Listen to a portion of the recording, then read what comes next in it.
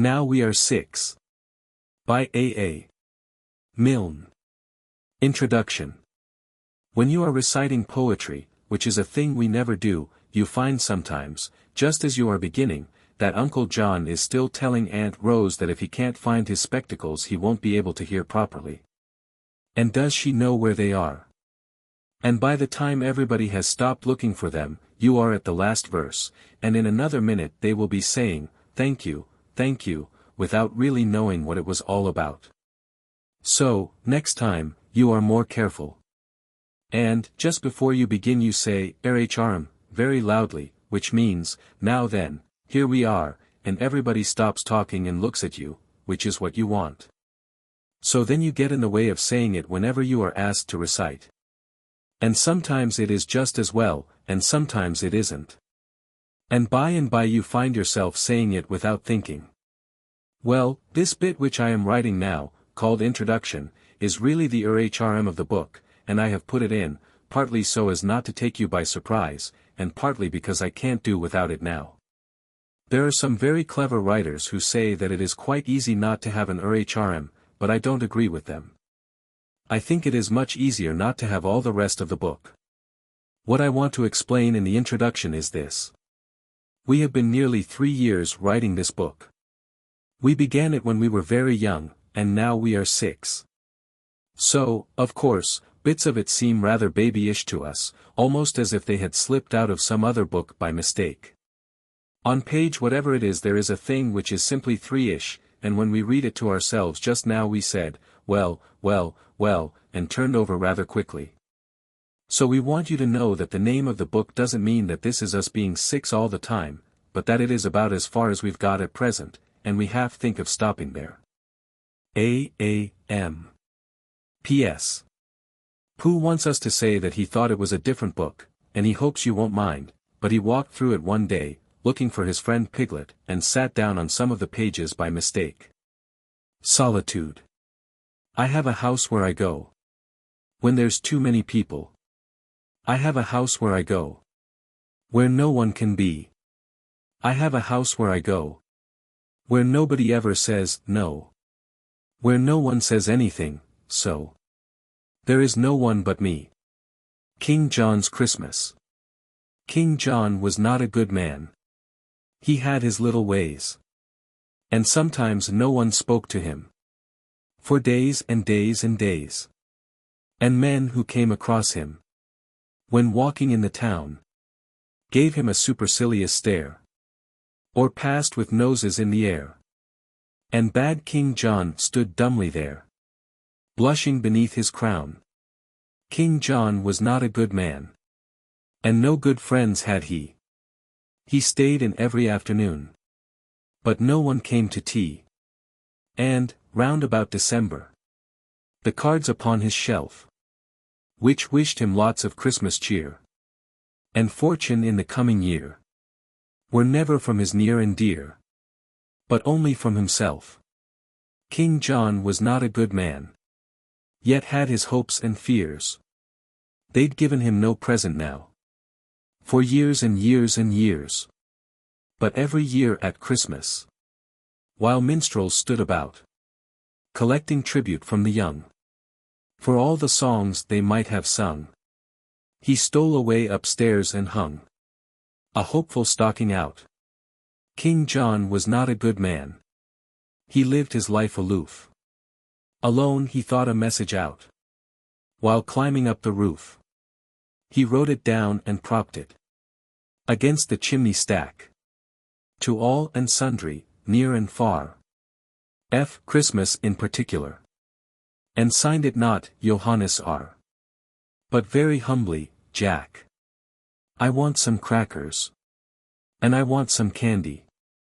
I think a box of chocolates would come in handy. I don't mind oranges. I do like nuts. And I should like a pocket knife that really cuts. And, oh, Father Christmas, if you love me at all, bring me a big, red India rubber ball. King John was not a good man. He wrote this message out, and gat him to his room again, descending by the spout. And all that night he lay there, a prey to hopes and fears. I think that's him coming now. Anxiety bedewed his brow. He'll bring one present, anyhow. The first I've had for years. Forget about the crackers. And forget about the candy. I'm sure a box of chocolates would never come in handy. I don't like oranges. I don't want nuts. And I have got a pocket knife that almost cuts. But, oh, Father Christmas, if you love me at all, bring me a big, red India rubber ball. King John was not a good man. Next morning when the sun rose up to tell a waiting world that Christmas had begun, and people seized their stockings and opened them with glee, and crackers, toys and games appeared, and lips with sticky sweets were smeared, King John said grimly, as I feared, nothing again for me. I did want crackers. And I did want candy. I know a box of chocolates would come in handy. I do love oranges. I did want nuts. I haven't got a pocket knife. Not one that cuts. And, oh, if Father Christmas had loved me at all, he would have brought a big, red India rubber ball. King John stood by the window and frowned to see below the happy bands of boys and girls, all playing in the snow. A while he stood there watching and envying them all, when through the window big and red there hurtled by his royal head, and bounced and fell upon the bed, an India rubber ball. And oh, Father Christmas, my blessings on you fall, for bringing him a big, red India rubber ball. Busy. I think I am a muffin man. I haven't got a bell. I haven't got the muffin things that muffin people sell. Perhaps I am a postman. No, I think I am a tram. I'm feeling rather funny and I don't know what I am. But round about, and round about, and round about I go. All round the table in the nursery. Round about, and round about, and round about I go. I think I am a traveler escaping from a bear. I think I am an elephant. Behind another elephant. Behind another elephant who isn't really there. So, round about, and round about, and round about and round about, and round about, and round about I go. I think I am a ticket man who's selling tickets, please. I think I am a doctor who is visiting a sneeze. Perhaps I'm just a nanny who is walking with a pram. I'm feeling rather funny and I don't know what I am. But round about, and round about, and round about I go. All around the table in the nursery. Round about, and round about, and round about I go. I think I am a puppy, so I'm hanging out my tongue. I think I am a camel who is looking for a camel who is looking for a camel who is looking for its young. So, round about, and round about, and round about and round about, and round about, and round about I go. SNEEZLES. Christopher Robin had weasels and sneezels. They bundled him into his bed. They gave him what goes with a cold in the nose, and some more for a cold in the head. They wondered if weasels could turn into measles, if sneezels would turn into mumps. They examined his chest for a rash, and the rest of his body for swellings and lumps. They sent for some doctors in sneezels and weasels to tell them what ought to be done. All sorts and conditions of famous physicians came hurrying round. At a run. They all made a note of the state of his throat. They asked if he suffered from thirst. They asked if the SNEEZLES came after the weasels, or if the first SNEEZLE came first. They said, if you teasle a SNEEZLE or weasel, a measle may easily grow. But humor or pleasle the weasel, or SNEEZLE the measle, will certainly go. They expounded the reasons for SNEEZLES and weasels, the manner of measles when new. They said, if he freezles in draughts and in breezels, then teasles may even ensue. Christopher Robin got up in the morning. The SNEEZLES had vanished away. And the look in his eye seemed to say to the sky, now, how to amuse them today. BINKER. BINKER, what I call him, is a secret of my own. And BINKER is the reason why I never feel alone. Playing in the nursery, sitting on the stair. Whatever I am busy at, BINKER will be there. Oh, Daddy is clever, he's a clever sort of man. And Mummy is the best since the world began. And Nanny is Nanny, and I call her Nan. But they can't see BINKER. BINKER's always talking, 'cause I'm teaching him to speak. He sometimes likes to do it in a funny sort of squeak. And he sometimes likes to do it in a hoodling sort of roar. And I have to do it for him, 'cause his throat is rather sore. Oh, Daddy is clever, he's a clever sort of man. And Mummy knows all that anybody can. And Nanny is Nanny, and I call her Nan. But they don't know BINKER. BINKER's brave as lions when we're running in the park. BINKER's brave as tigers when we're lying in the dark. BINKER's brave as elephants. He never cries. Except, like other people, when the soap gets in his eyes. Oh, Daddy is Daddy, he's a daddy sort of man. And Mummy is as Mummy as anybody can. And Nanny is Nanny, and I call her Nan. But they're not like BINKER. BINKER isn't greedy, but he does like things to eat. So I have to say to people when they're giving me a sweet, oh, BINKER wants a chocolate, so could you give me 2? And then I eat it for him, 'cause his teeth are rather new. Well, I'm very fond of Daddy, but he hasn't time to play. And I'm very fond of Mummy, but she sometimes goes away. And I'm often cross with Nanny when she wants to brush my hair.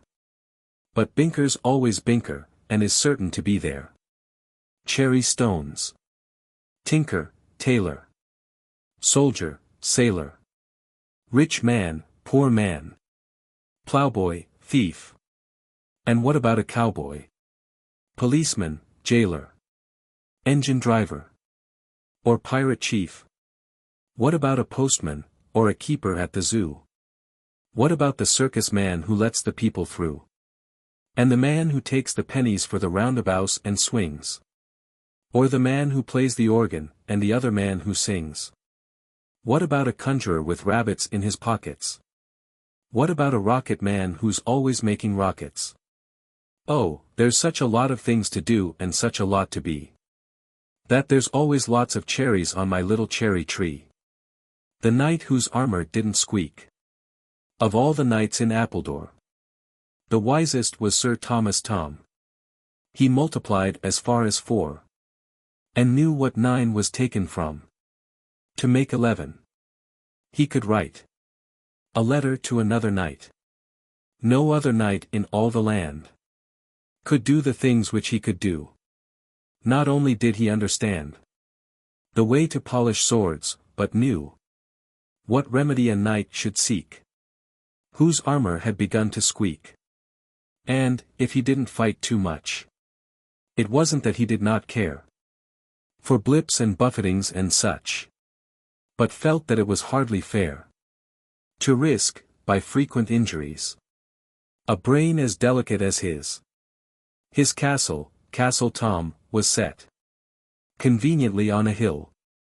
And daily, when it wasn't wet, he paced the battlements until some smaller knight who couldn't swim should reach the moat and challenge him.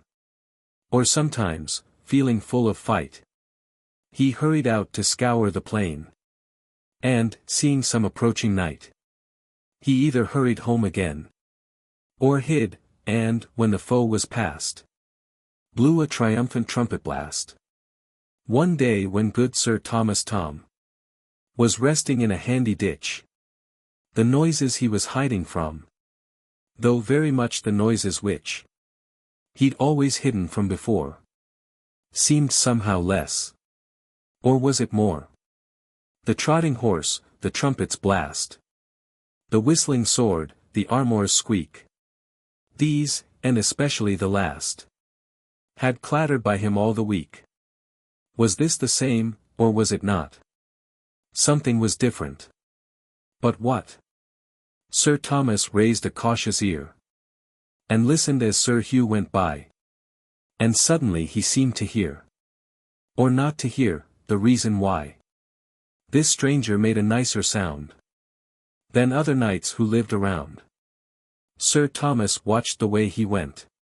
His rage was such he couldn't speak. For years they'd called him down in Kent the knight whose armour didn't squeak. Yet here and now he looked upon another knight whose squeak had gone. He rushed to where his horse was tied. He spurred it to a rapid trot. The only fear he felt inside about his enemy was not how sharp his sword, how stout his heart, but, has he got too long a start? Sir Hugh was singing, hand on hip, when something sudden came along and caught him a terrific blip right in the middle of his song. A thunderstorm, he thought. Of course. And toppled gently off his horse. Then said the good Sir Thomas Thom, dismounting with a friendly air, allow me to extract you from the heavy armour that you wear.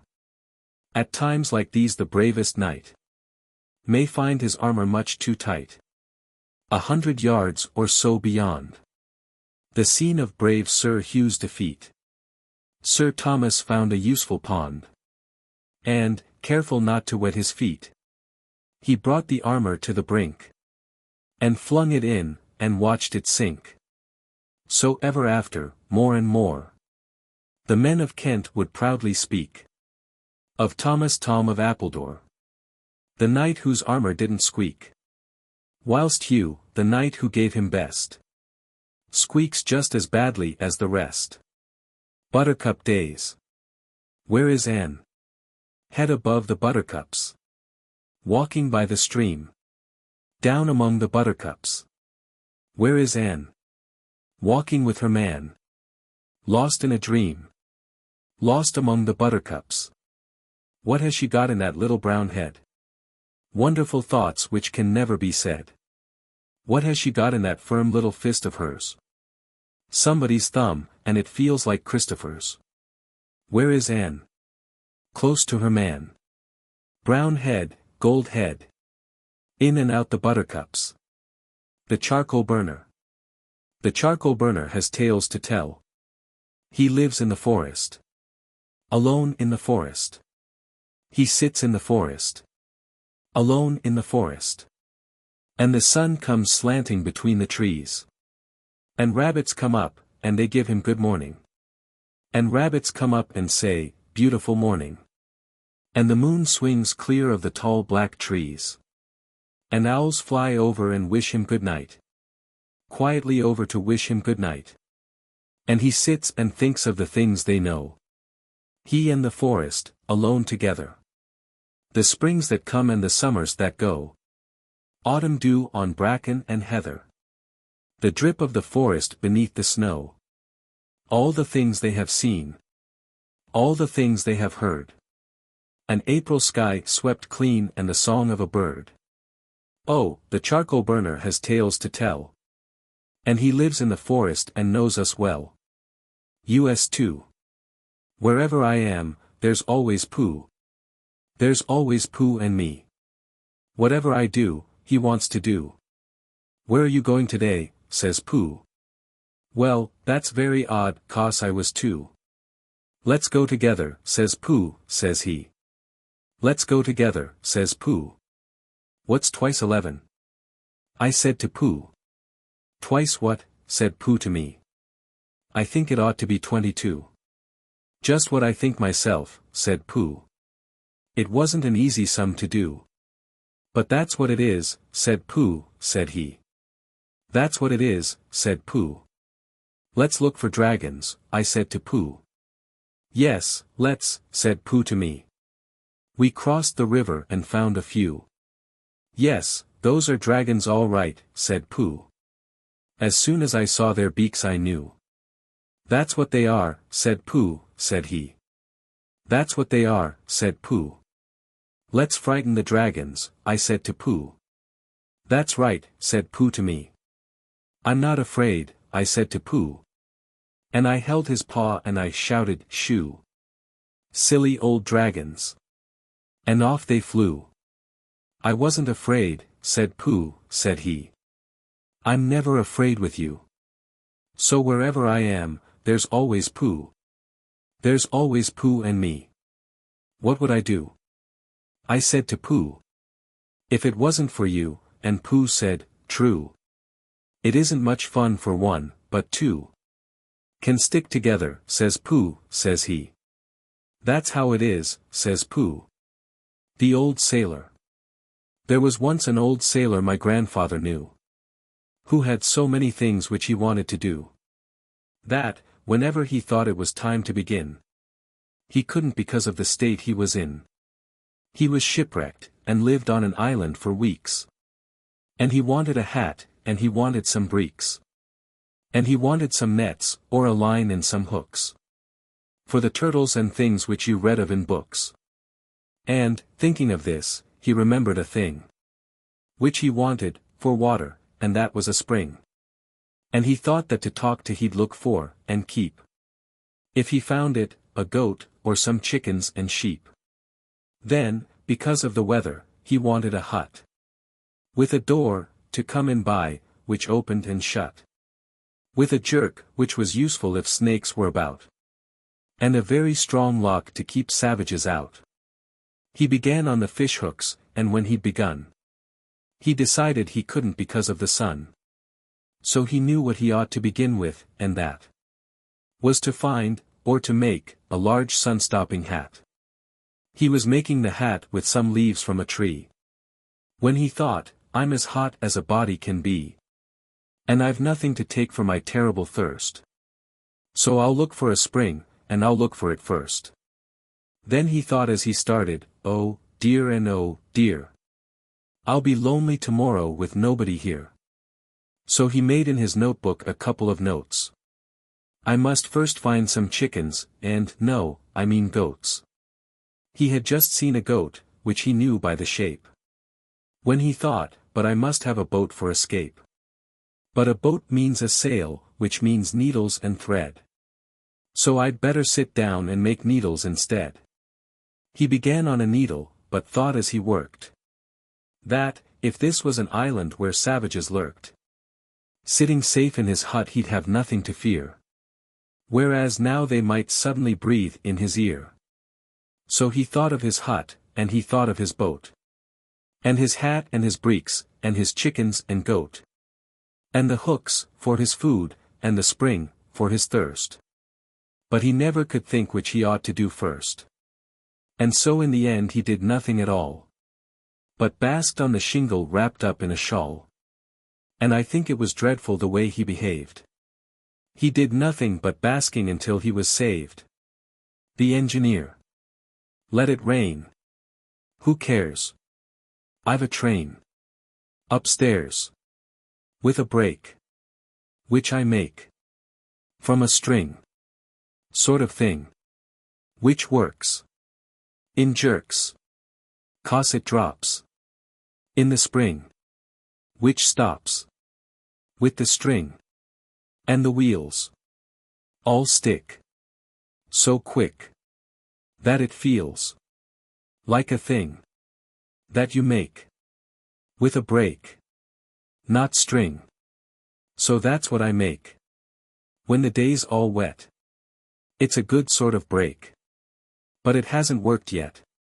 Journey's end. Christopher, Christopher, where are you going, Christopher Robin? Just up to the top of the hill. Upping and upping until I am right on the top of the hill, said Christopher Robin. Christopher, Christopher, why are you going, Christopher Robin? There's nothing to see, so when you've got to the top, what then? Just down to the bottom again, said Christopher Robin. Furry bear. If I were a bear, and a big bear too, I shouldn't much care. If it froze or snow, I shouldn't much mind. If it snowed or frizz, I'd be all fur-lined, with a coat like his. For I'd have fur boots and a brown fur wrap, and brown fur knickers and a big fur cap. I'd have a fur muffle ruff to cover my jaws, and brown fur mittens on my big brown paws, with a big brown furry down up to my head. I'd sleep all the winter in a big fur bed. Forgiven. I found a little beetle, so that beetle was his name. And I called him Alexander and he answered just the same. I put him in a matchbox, and I kept him all the day. And Nanny let my beetle out. Yes, Nanny let my beetle out. She went and let my beetle out. And beetle ran away. She said she didn't mean it, and I never said she did. She said she wanted matches and she just took off the lid. She said that she was sorry, but it's difficult to catch an excited sort of beetle you've mistaken for a match. She said that she was sorry, and I really mustn't mind, as there's lots and lots of beetles which she's certain we could find, if we looked about the garden for the holes where beetles hid. And we'd get another matchbox and write beetle on the lid. We went to all the places which a beetle might be near. And we made the sort of noises which a beetle likes to hear. And I saw a kind of something, and I gave a sort of shout. A beetle house and Alexander Beetle coming out. It was Alexander Beetle, I'm as certain as can be. And he had a sort of look as if he thought it must be me. And he had a sort of look as if he thought he ought to say, I'm very very sorry that I tried to run away. And Nanny's very sorry too, for you know what she did. And she's writing Alexander very blackly on the lid. So Nan and me are friends, because it's difficult to catch an excited Alexander you've mistaken for a match. The Emperor's Rhyme. The King of Peru, who was emperor too, had a sort of a rhyme, which was useful to know if he felt very shy when a stranger came by, or they asked him the time when his watch didn't go, or supposing he fell by mistake down a well, or he tumbled when skating and sat on his hat, or perhaps wasn't told till his porridge was cold that his breakfast was waiting, or something like that. Oh, whenever the emperor got into a temper, or felt himself sulky or sad, he would murmur and murmur until he felt firmer this curious rhyme which he had. 8 8s are 64. Multiply by 7. When it's done, carry 1. And take away 11. 9 9s are 81. Multiply by 3. If it's more, carry 4. And then it's time for tea. So whenever the Queen took his armor to clean, and she didn't remember to use any starch, or his birthday, in May, was a horrible day, being wet as November, and windy as March, or, if sitting in state, with the wise and the great, he just happened to hiccup while signing his name, or the Queen gave a cough when his crown tumbled off as he bent down to pick up A pen for the same. Oh, whenever the emperor got into a temper, or felt himself awkward and shy, he would whisper and whisper until he felt crisper. This odd little rhyme to the sky. 8 eights are 81. Multiply by 7. If it's more, carry 4. And take away 11. 9 nines are 64. Multiply by 3. When it's done, carry 1.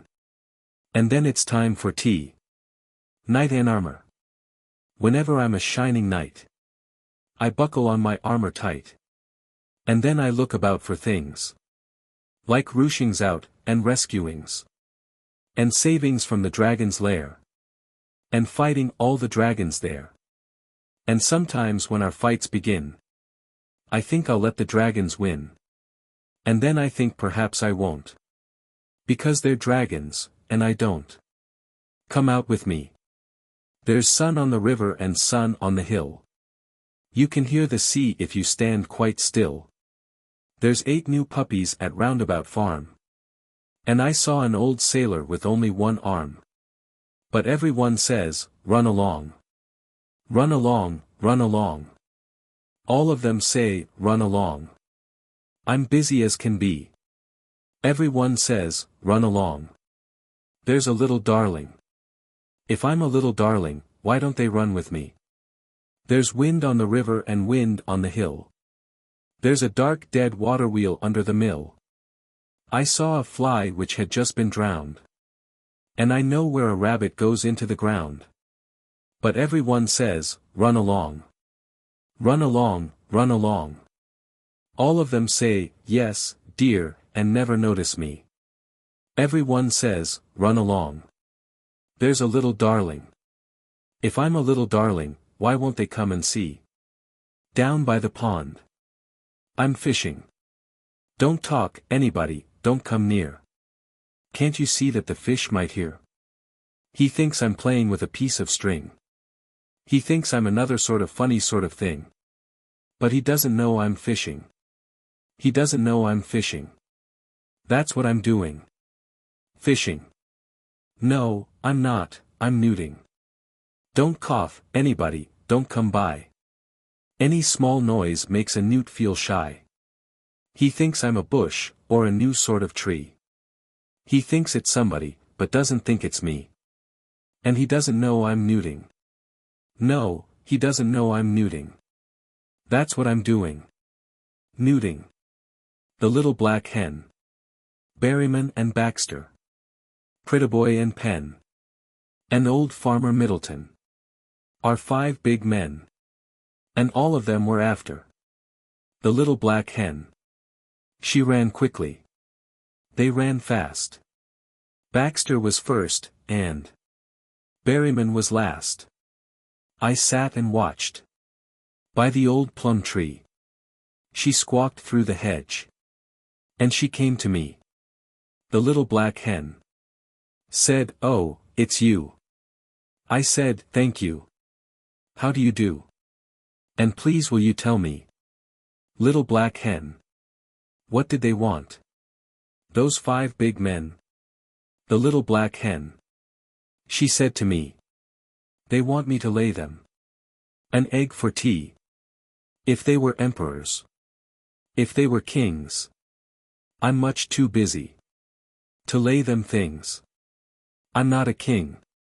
And I haven't a crown. I climb up trees. And I tumble down. I can shut one eye. I can count to 10.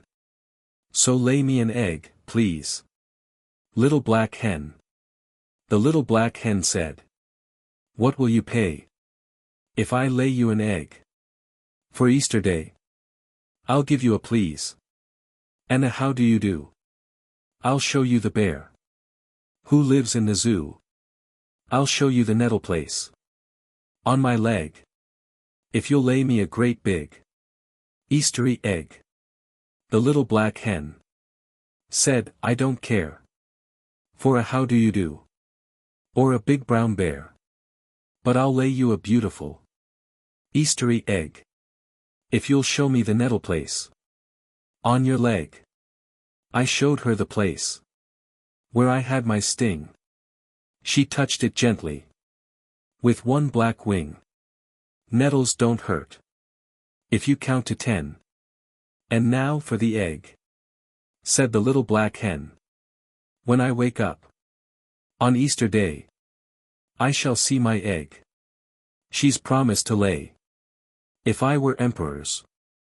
If I were kings. It couldn't be fuller. Of wonderful things. Berryman and Baxter. Prettyboy and Penn. And old Farmer Middleton. Are 5 big men. All of them are wanting. An egg for their tea. But the little black hen is much too busy. The little black hen is much too busy. The little black hen is much too busy. She's laying my egg for me. The friend. There are lots and lots of people who are always asking things. Like dates and pounds and ounces and the names of funny kings. And the answer's either 6pence or 100 inches long. And I know they'll think me silly if I get the answer wrong. So Pooh and I go whispering, and Pooh looks very bright. And says, well, I say 6pence, but I don't suppose I'm right. And then it doesn't matter what the answer ought to be. 'Cause if he's right, I'm right, and if he's wrong, it isn't me. The good little girl. It's funny how often they say to me, Jane. Have you been a good girl? Have you been a good girl? And when they have said it, they say it again. Have you been a good girl? Have you been a good girl? I go to a party, I go out to tea.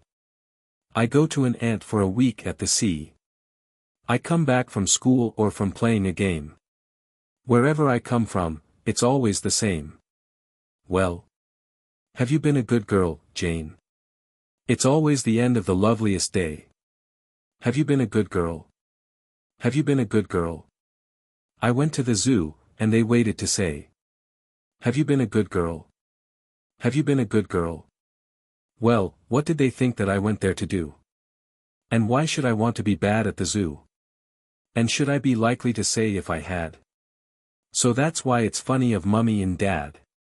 This asking and asking, in case I was bad. Well. Have you been a good girl, Jane? A thought. If I were John and John were me. Then he'd be 6 and I'd be 3. If John were me and I were John. I shouldn't have these trousers on. King Hilary and the Beggerman. Of Hilary the Great and Good. They tell a tale at Christmas time. I've often thought the story would be prettier but just as good. If almost anybody should translate it into rhyme. So I have done the best I can. For lack of some more learned man. Good King Hilary said to his Chancellor. Proud Lord Willoughby. Lord High Chancellor. Run to the wicket gate. Quickly, quickly.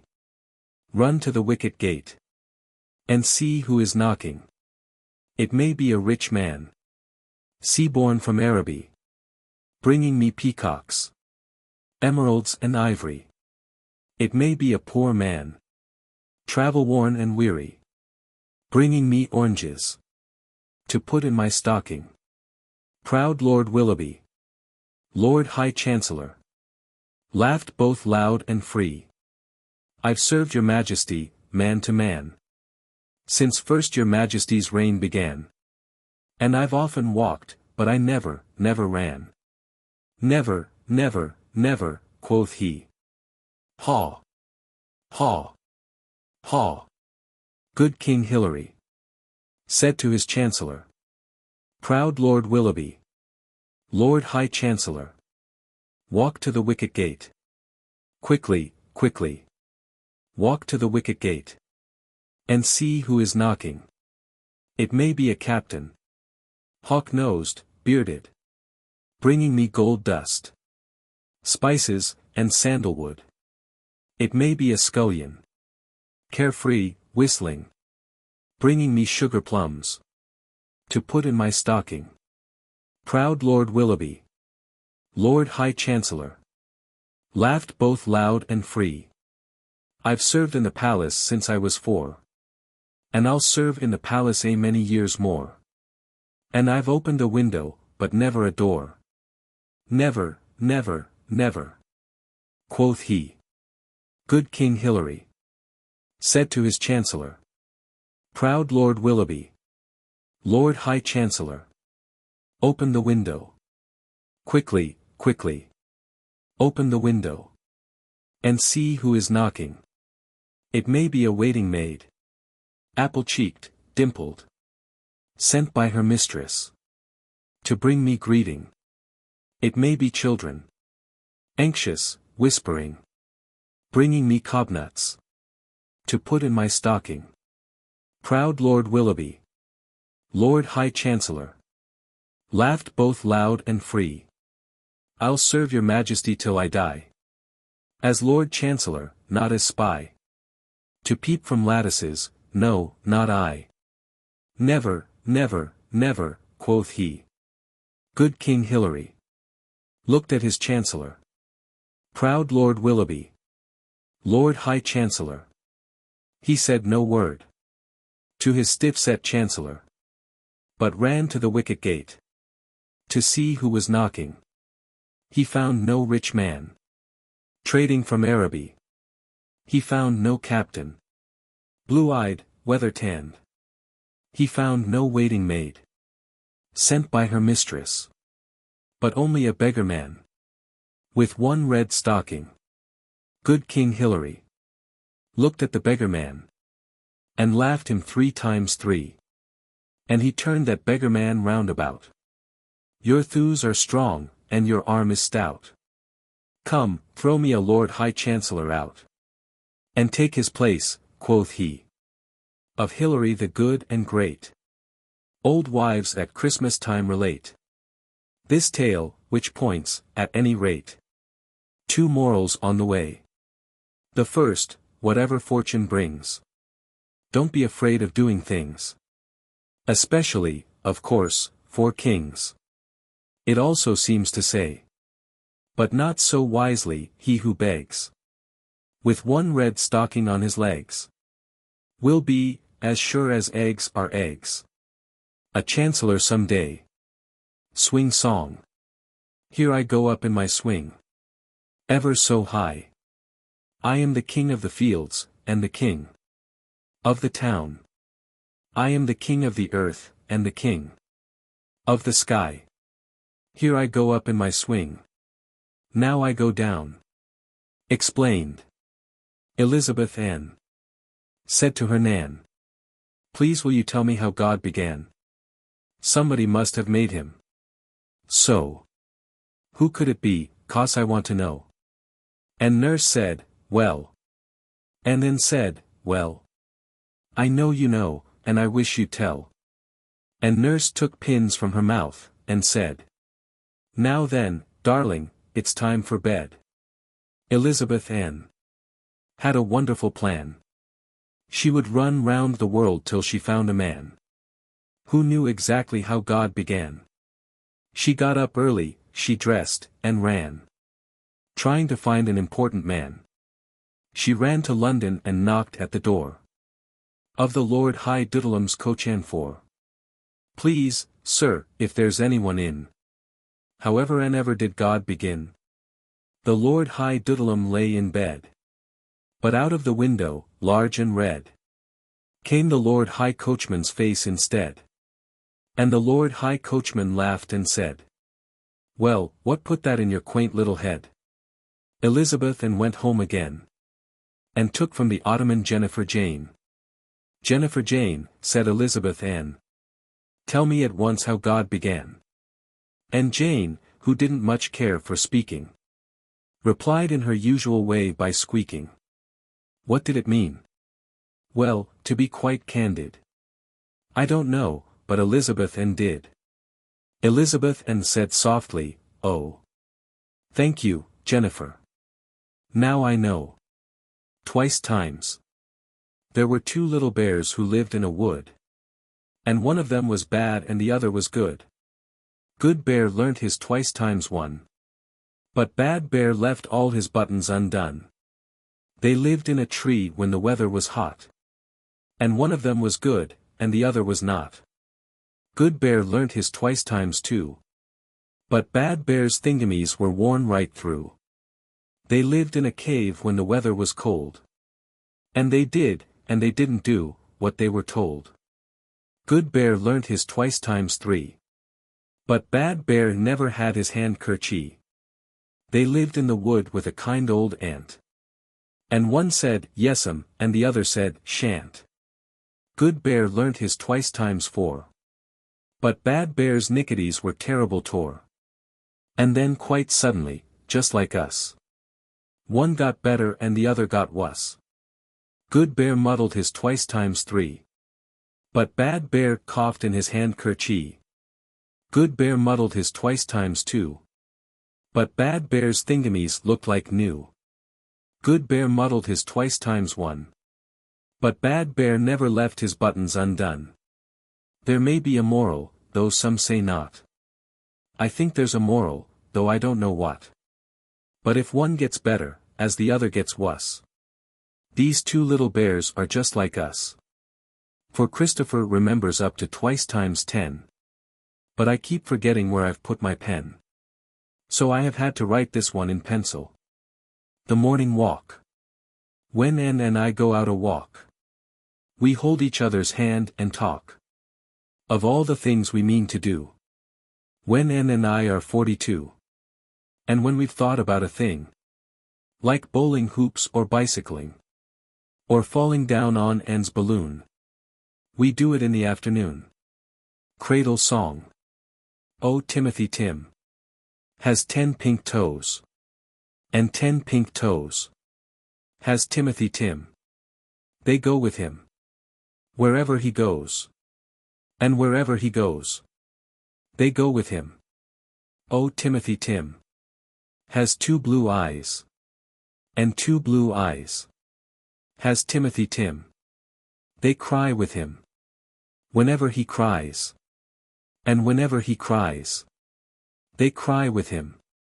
Oh, Timothy Tim has 1 red head. And 1 red head has Timothy Tim. It sleeps with him in Timothy's bed. Sleep well, red head of Timothy Tim. Waiting at the window. These are my 2 drops of rain. Waiting on the window pane. I am waiting here to see which the winning one will be. Both of them have different names. One is John and one is James. All the best and all the worst comes from which of them is first. James has just begun to ooze. He's the one I want to lose. John is waiting to begin. He's the one I want to win. James is going slowly on. Something sort of sticks to John. John is moving off at last. James is going pretty fast. John is rushing down the pane. James is going slow again. James has met a sort of smear. John is getting very near. Is he going fast enough? James has found a piece of fluff. John has hurried quickly by. James was talking to a fly. John is there, and John has won. Look. I told you. Here's the sun. PINKLE. Tattoo was the mother of PINKLE. A little black nothing of feet and fur. And by, when his eyes came through, he saw his mother, the big tattoo. And all that he learned from her. I'll ask my mother, says PINKLE. Tattoo was the mother of PINKLE. A ridiculous kitten with silky fur. And little black Pinkle grew and grew. Till he got as big as the big tattoo. And all that he did with her. 2 friends together, says PINKLE. Tattoo was the mother of PINKLE. An adventurous cat in a coat of fur. And whenever he thought of a thing to do, he didn't much bother about Tattoo. For he knows it's nothing to do with her. So, see you later, says PINKLE. Tattoo is the mother of PINKLE. An enormous leopard with coal-black fur. A little brown kitten that's nearly new. Is now playing games with its big tattoo. And Pink looks lazily down at her. Dear little tat, says PINKLE purr. Wind on the hill. No one can tell me. Nobody knows. Where the wind comes from. Where the wind goes. It's flying from somewhere. As fast as it can. I couldn't keep up with it. Not if I ran. But if I stopped holding the string of my kite, it would blow with the wind. For a day and a night. And then when I found it, wherever it blew, I should know that the wind had been going there too. So then I could tell them where the wind goes. But where the wind comes from, nobody knows. Forgotten. Lords of the nursery. Wait in a row. 5 on the high wall. And 4 on the low. Big kings and little kings. Brown bears and black. All of them waiting. Till John comes back. Some think that John boy is lost in the wood. Some say he couldn't be. Some say he could. Some think that John boy hides on the hill. Some say he won't come back. Some say he will. High was the sun, when John went away. Here they've been waiting. All through the day. Big bears and little bears. White kings and black. All of them waiting. Till John comes back. Lords of the nursery. Look down the hill. Some saw the sheepfold. Some saw the mill. Some saw the roofs of the little gray town. And their shadows grew long. As the sun slipped down. Gold between the poplars. An old moon shows. Silver up the starway. The full moon rose. Silver down the starway. The old moon crept. And, one by another, the gray fields slept. Lords of the nursery. Their still watch keep. They hear from the sheepfold the rustle of sheep. A young bird twitters. And hides its head. A little wind suddenly breathes, and is dead. Slowly and slowly dawns the new day. What's become of John boy? No one can say.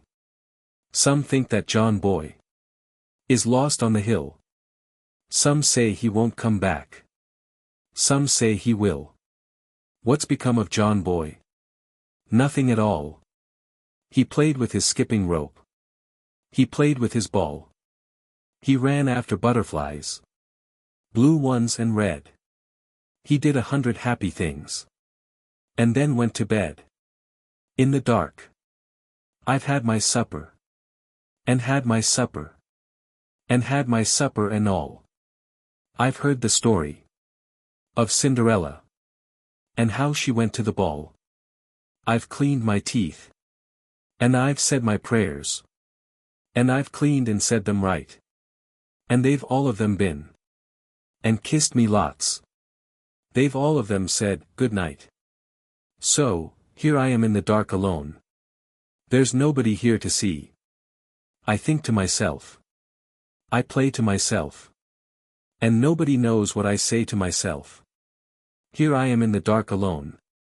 What is it going to be? I can think whatever I like to think. I can play whatever I like to play. I can laugh whatever I like to laugh. There's nobody here but me. I'm talking to a rabbit. I'm talking to the sun. I think I am 100. I'm 1. I'm lying in a forest. I'm lying in a cave. I'm talking to a dragon. I'm brave. I'm lying on my left side. I'm lying on my right. I'll play a lot tomorrow. I'll think a lot tomorrow. I'll laugh. A lot. Tomorrow. Hi-ho. Good night. The end. When I was 1. I had just begun. When I was 2. I was nearly new. When I was 3. I was hardly me. When I was 4. I was not much more. When I was 5. I was just alive. But now I am 6, I'm as clever. So I think I'll be 6 now forever and ever. New Uniform Edition. These inimitable and imperishable Milne classics with the Shepard drawings are now available, for the first time, in a new edition, uniform with this volume. When we were very young. The most popular book of child verse of modern times. Now we are 6. A companion volume of verse to When We Were Very Young. Winnie-the-Pooh. Pooh and Christopher Robin are among the most treasured characters of Storyland. The House at Pooh Corner. There just had to be another story about Christopher Robin and his 7 friends, Pooh, Piglet, Owl, Tigger, etc.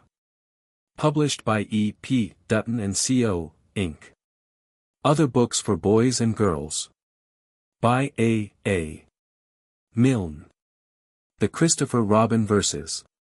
Fully illustrated by E. H. Shepard, with 12 plates in color. The Christopher Robin Story Book. Illustrated by E. H. Shepard. The Christopher Robin Birthday Book. Illustrated by E. H. Shepard. The Christopher Robin Reader. Collected by A. A. Milne from his 4 books of poetry and prose, including selections recommended by the New York City Board of Education. Songbooks from the poems of A. A. Milne. With music by H. Fraser Simpson and decorations by E. H.